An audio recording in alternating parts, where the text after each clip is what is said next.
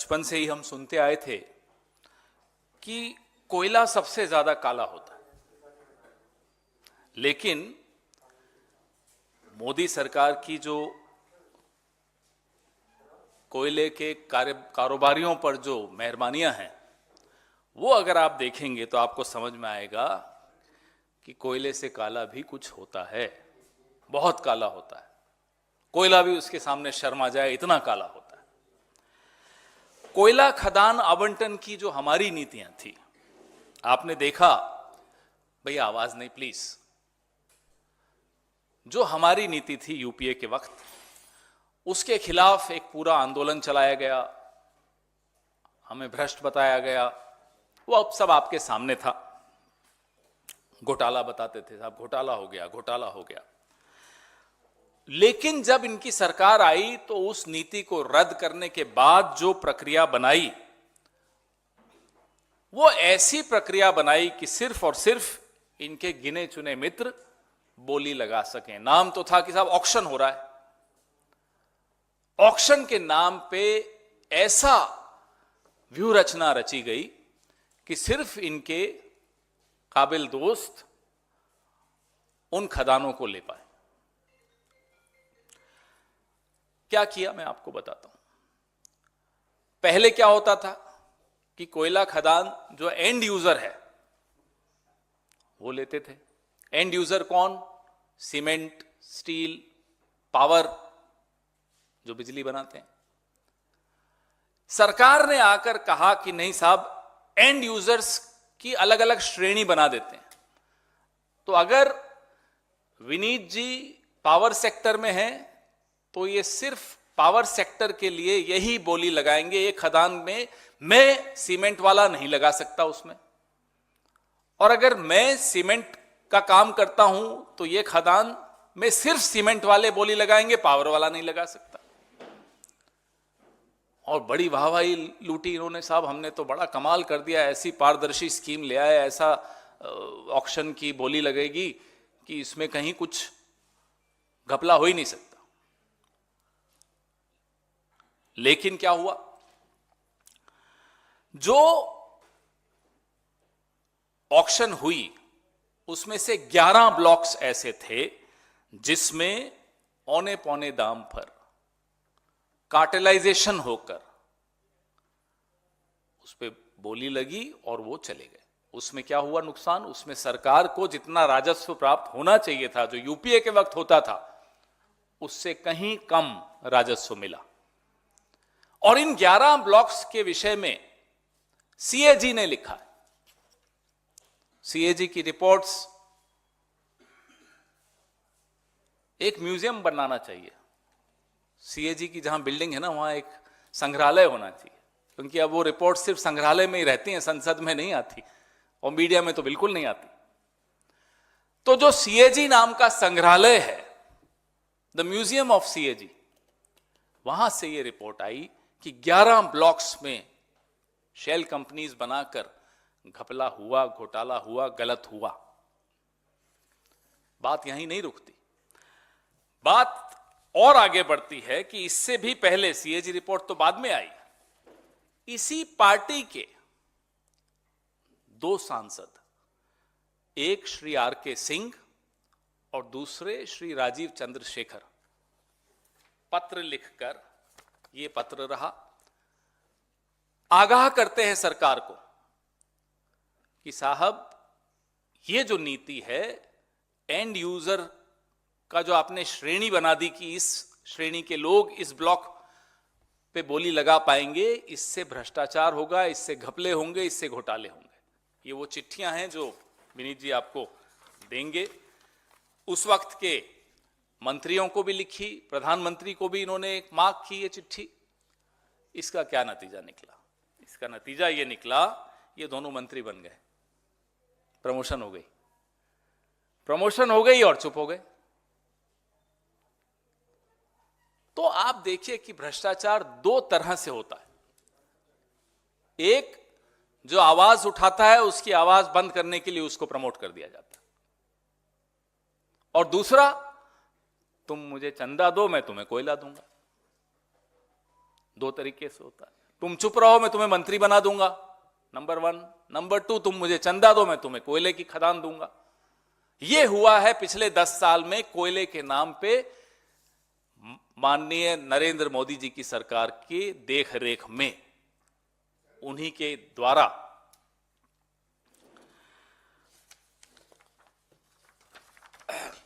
जब सीएजी ने 11 ब्लॉक्स की धांधली के बारे में बताया और यह कहा कि सरकार को जितना राजस्व मिलना चाहिए उतना नहीं मिल रहा, पीयूष गोयल जी ने संसद में 4 ब्लॉक्स के बारे में स्वीकारा कि यहां इसमें कुछ गड़बड़ हुई है। 11 पे कुछ नहीं बोले, चुप रहे। नीतियों में फिर परिवर्तन ली।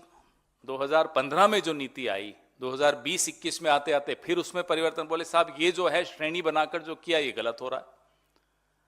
हर बार वाहवाही बटोरेंगे, हर बार चंदा बटोरेंगे और फिर बाद में चुपचाप से नीति बदल देंगे कि साहब हमने शायद गलत कर दिया, और पर्दा डला रहेगा। क्योंकि सीएजी संग्रहालय से कुछ आता है तो आप लोगों तक नहीं पहुंचता, और आप लोगों तक पहुंचता है तो हम लोगों तक नहीं पहुंचता, और हम लोगों तक पहुंचता है तो दर्शकों तक नहीं पहुंच पाता। तो यह स्थिति आज इस देश की हो रही है। 2 शौक हैं हमारे प्रधानमंत्री जी की, हवाई यात्रा करना और हवाई बातें करना। तो जिस व्यक्ति, जो दोस्त जिनके हवाई जहाजों में हमने इनकी कई चित्र देखे हैं, प्रधानमंत्री बनने से पहले, प्रधानमंत्री बनने के दौरान, उसके बाद तो अपने 2 अच्छे विमान आ गए प्रधानमंत्री बनने के बाद, तो उससे पहले तक का तो बता सकते हैं। उस दोस्त को आपने एयरपोर्ट्स दिए, कोयले की खदानें दी। ना केवल कोयले की खदानें दी, इसमें एक बहुत दिलचस्प पहलू यह है कि अगर कोयले की खदान एक सरकारी कंपनी को मिलती है तो उसका जो एमडीओ होता है, जो उस पे माइनिंग का काम करेगा, वो भी यही दोस्त। ऐसे दोस्त भगवान सबको दे। ऐसा दोस्ती आपको कहीं नहीं दिखेगी।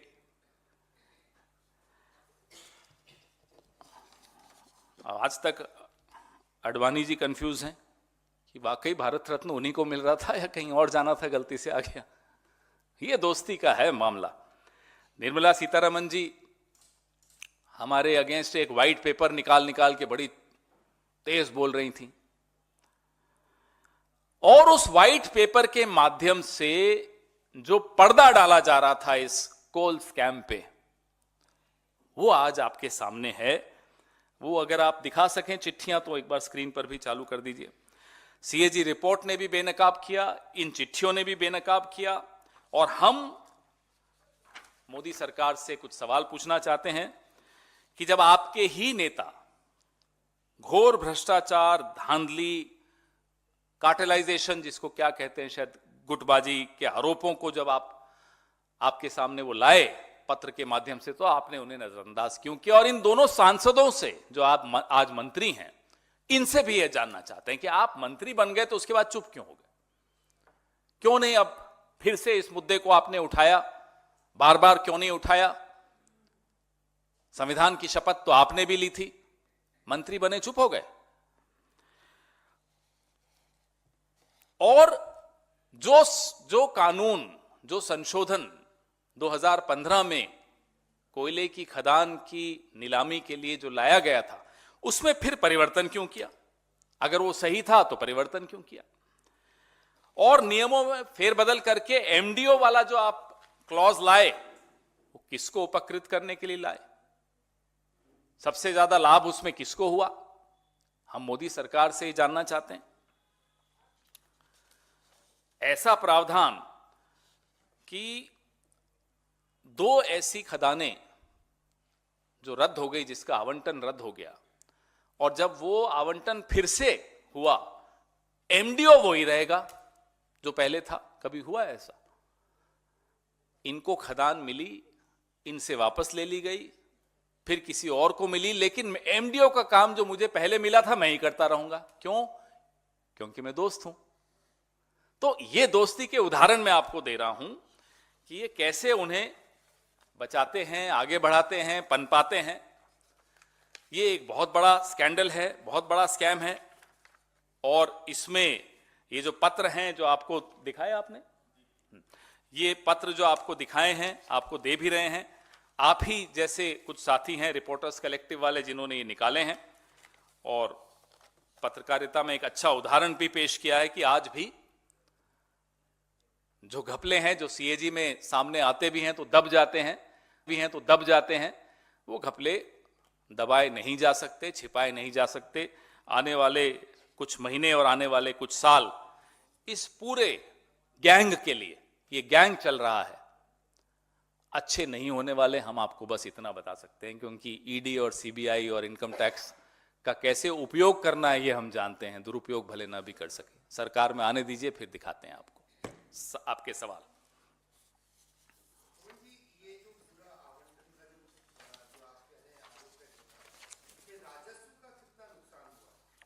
ये कैलकुलेशन अभी नहीं हुई। हमारे वक्त तो एक नोशनल कहा जाता था, हम नोशनल में तो नहीं पढ़ेंगे, लेकिन एक्चुअल जरूर इसमें कैलकुलेशन करनी चाहिए और की जा रही है कि कितना भारी लाखों करोड़ का जो इसमें नुकसान हुआ है राजस्व का। और इसमें अब ये नोशनल नहीं कह सकते आप, क्योंकि ये सरेआम हो रहा है आपके सामने। तो ये जरूर इसकी कैलकुलेशन करके आपको जरूर हम बताएंगे।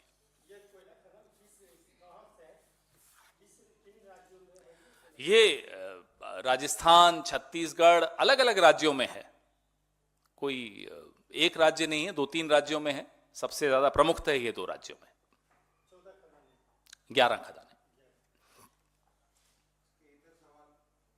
अभी इसी पे रहिए, पहले इस पे।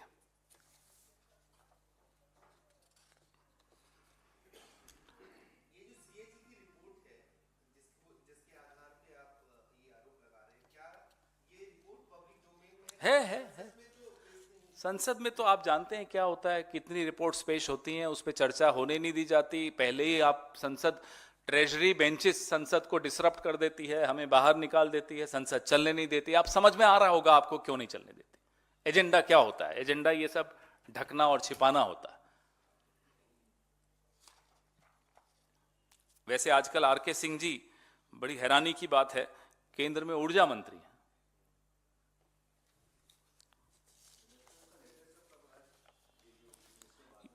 ये लेटर तो 2014 4 दिसंबर का है, बाद में बने। तो हर चीज का एडवांस पेमेंट थोड़ी होती है, कुछ की पेमेंट बाद में होती है। ये पॉलिसी 2015 वाली फिर दोबारा कब चेंज की है सरकार? 20-21 जी। कुछ और अब आप पूछ।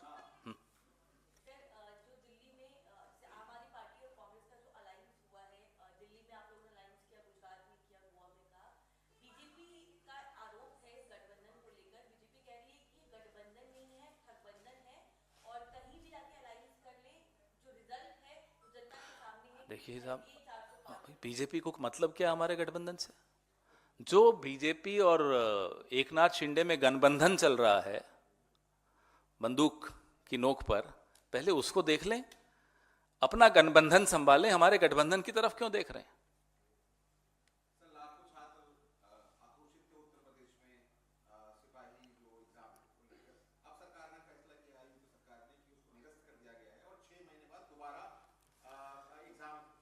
$48 लाख नौजवानों का भविष्य के साथ यूं इस तरह से खिलवाड़ कर देना कि फैसला ले लिया, निरस्त हो गया।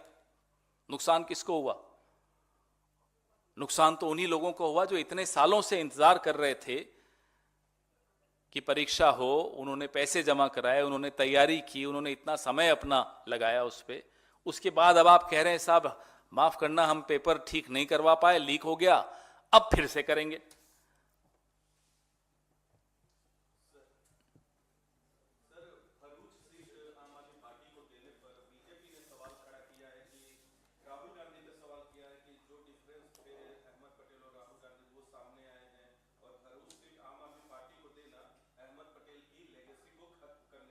उन्हें बड़ी चिंता है तो उन्हें कह दीजिए चलिए 2-3 सीटें हमें दे दीजिए, हम बताते हैं किस किस की लेगेसी।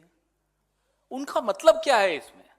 अहमद पटेल जी हम सबके बहुत आदर के योग्य नेताजी थे हमारे, उनकी राज्यसभा में क्या किया इन्होंने, याद है ना आपको?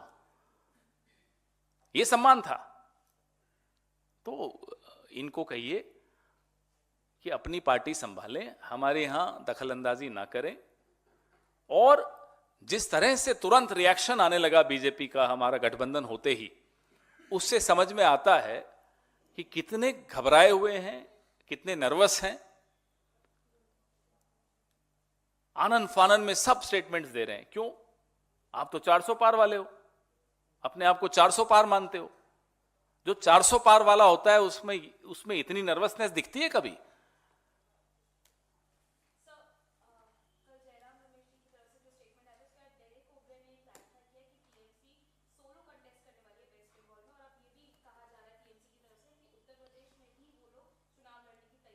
देखिए, आप बहुत वर्षों से राजनीति देख रही हैं।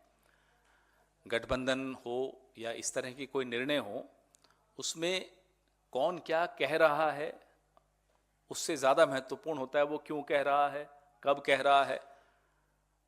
तो हर चीज को अगर आप जोड़कर देखेंगे तो ये सब आपको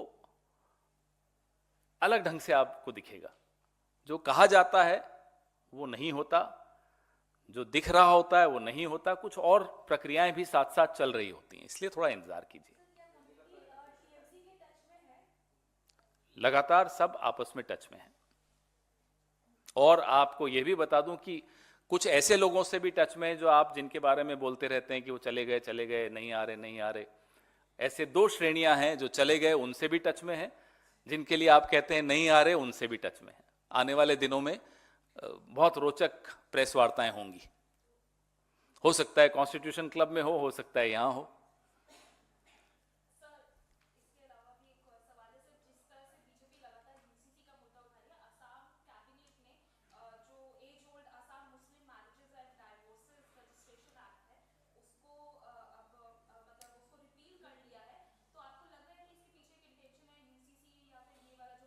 ये सिर्फ अभी इनकी जो प्राथमिकता है, इनकी प्राथमिकता है किसी न किसी तरह से कुछ विवाद पैदा करें समाज में, ताकि जो पेपर लीक के मुद्दे राहुल गांधी लगातार उठा रहे हैं, अग्निवीर का मुद्दा राहुल गांधी लगातार उठा रहे हैं, एमएसपी का मुद्दा राहुल गांधी लगातार उठा रहे हैं। खड़गे जी और राहुल गांधी ने एमएसपी के बारे में जो घोषणा की है उससे भी ये लोग हिले हुए हैं। ये लोग ऐसा एजेंडा इस देश में लाना चाहते हैं जिससे सिर्फ विवाद बढ़ता रहे और इन मुद्दों से ध्यान लोगों का बढ़ता रहे। आप लोग बीजेपी के जितने गठबंधन है, 28 गठबंधन है, उनमें से किसी के आने की संभावना? मैंने आपको अभी कहा 2 श्रेणियां हैं, उनमें से कुछ जो चले गए वो भी हैं, कुछ ऐसे जो अभी तक आए नहीं थे अब आना चाहते हैं, ऐसे कई हैं, 4 हैं कम से कम।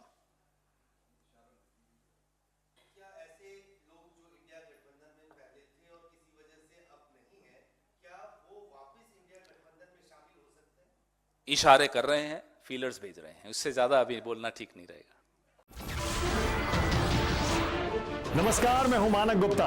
अगर आपको हमारा ये वीडियो पसंद आया हो तो इसे लाइक और शेयर जरूर करें, और हां, हमें सब्सक्राइब और फॉलो करना ना भूलें ताकि आप देश और दुनिया की कोई खबर मिस ना करें।